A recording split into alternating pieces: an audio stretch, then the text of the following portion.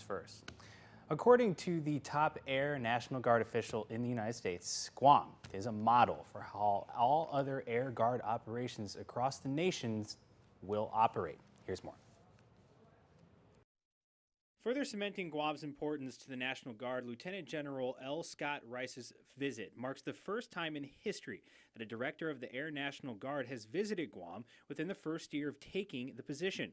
Lieutenant General Rice, also known as Catfish, outlined to local media today his plan moving forward for the Air National Guard.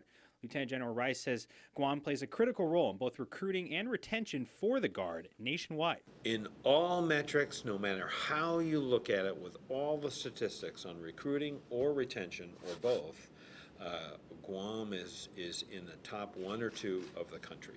So when we have problems and friction and our numbers are low, we look to Guam as a pillar of strength to hold us up. That just goes back to the fundamental thing I talked about when I started talking to you all, and that was to say there's something patriotic in the water here that is second to none. Guam promises to play a key role in Lieutenant General Rice's changes in policies and procedures for the Air National Guard. With an enlistment of $300,000 for the Army National Guard and $150,000 for the Air National Guard, Lieutenant General Rice wants to grow the air unit by as much as 15% in some places across the nation, starting here on Guam. One of the biggest changes coming? Cybersecurity. When you look at these things, we're just starting like cyber and cyber warfare. There is great growth potential across our whole Department of Defense, and in particular in the Air National Guard, and specifically here at Guam in cyber. The general adds that one of the biggest changes he will enact as director of the Air National Guard is growing the Guard's, quote, economic force.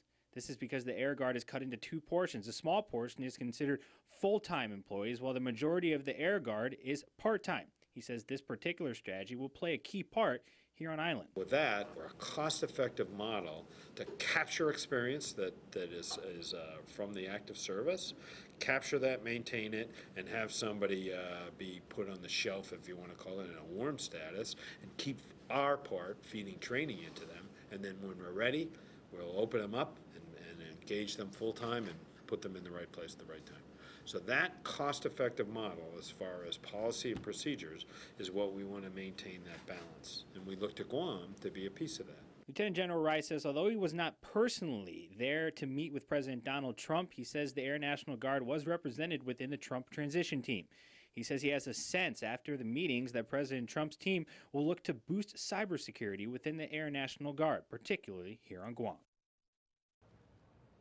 And of course, for more on this story, be sure to log on to our website at pacificnewscenter.com.